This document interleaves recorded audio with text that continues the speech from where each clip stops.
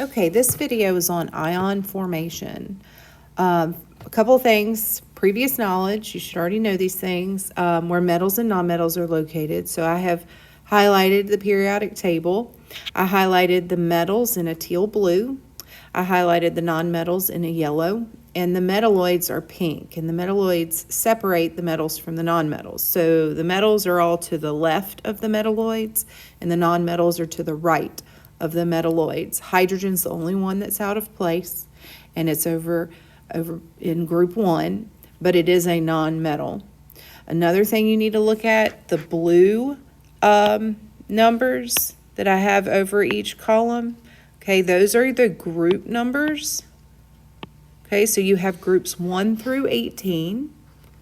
And then the number above that, the green numbers, are how many valence electrons each element in that group has. So everything in group 1 has 1 valence electron. Everything in group 2 has 2 valence electrons.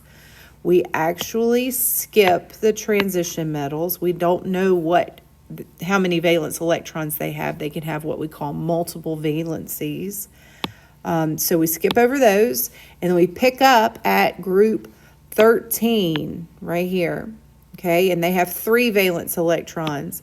And group 14 has 4, 15, 5, 16, 6, 17, 7, and 18, 8.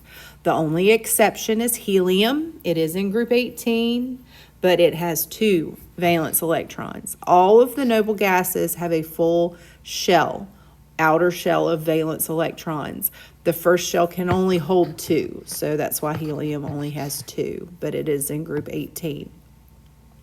Okay, the red number above the valence electron number is what we call the ionic charge or the oxidation number. Okay, we've been dealing with neutral atoms so far, and they've had the same number of protons and electrons. Now we're going to talk about ions, and ions are atoms that gain or lose electrons. And when you gain or lose electrons, you end up having a charge because your protons and electrons do not equal each other anymore. Okay, so with that being said, I have 4 elements that I have circled. Okay, we're going to start with magnesium and oxygen. And I have gone ahead and drawn the Bohr models of each and the dot diagrams. The Bohr models shows you everything that's in that atom, the protons, neutrons, and all of the electrons. And the dot diagram just represents the valence electrons. And we should know at this point that the valence electrons are the ones on the outer shell. So magnesium has 2 on its outer shell. So that's why we have 2 dots on the dot diagram. Oxygen has 1, 2, 3, 4, 5, 6 on its outer shell. So it has 6 valence electrons, and that's why we put 6 dots around oxygen's symbol in its dot diagram. Okay. So now let's talk about gaining or losing. So every element an atom wants to have a full set of electrons in its outer shell. And it's called the octet rule because most of them will fill to 8. Okay, have 8 electrons in it. They are most stable when they have a full electron shell. So since magnesium has 2 valence electrons, one of 2 things could happen. It could lose the 2, or it could gain 6 to make 8 on that particular shell. Now, common sense would tell us that it's easier to lose 2 than gain 6. So magnesium is going to lose 2. And when it loses those 2, this shell underneath is exposed and it's full. It's got 8 electrons around it. Okay?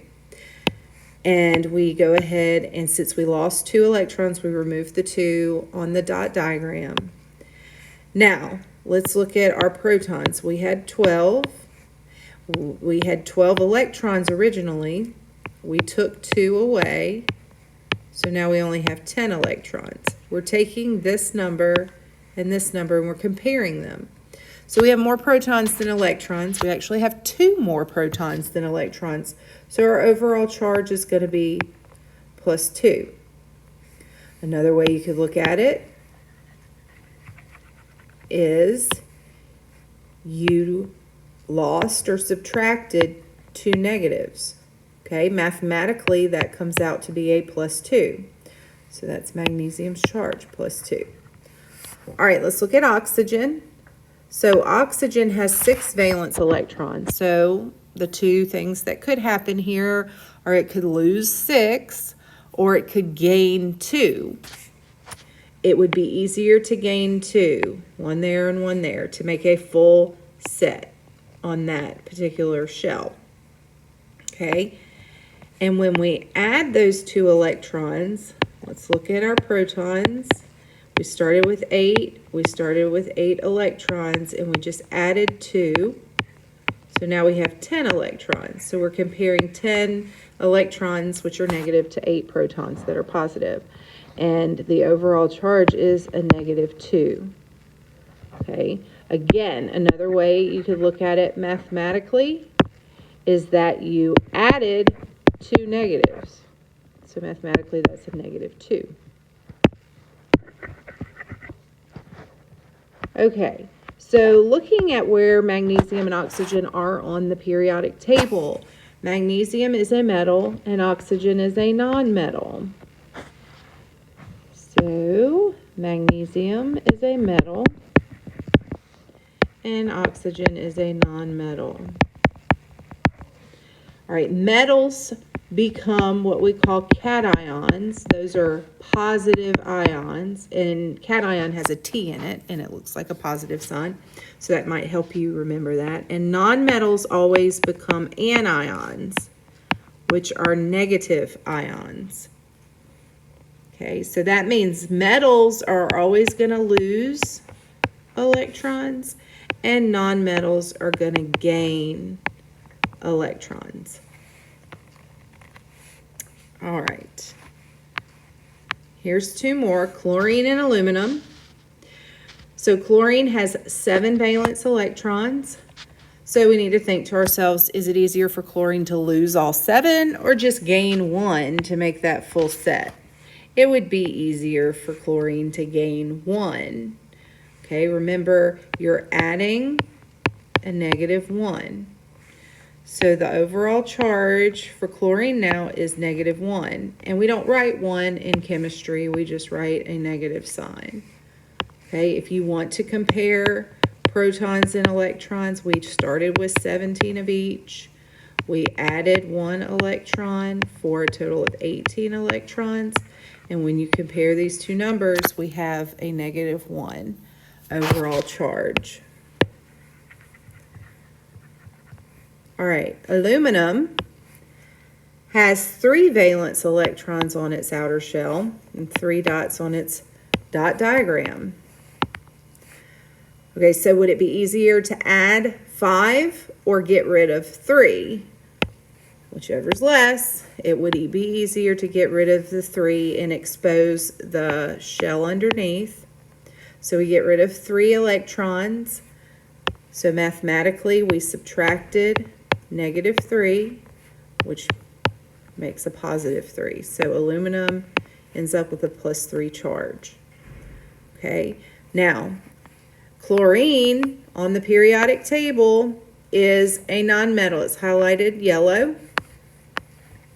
Remember, nonmetals become anions,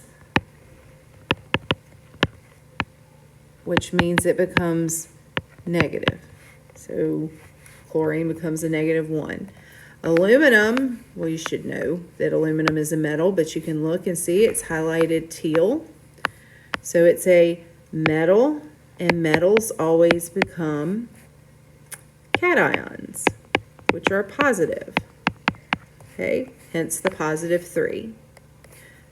So this aluminum lost electrons, and chlorine, the nonmetal, gained electrons.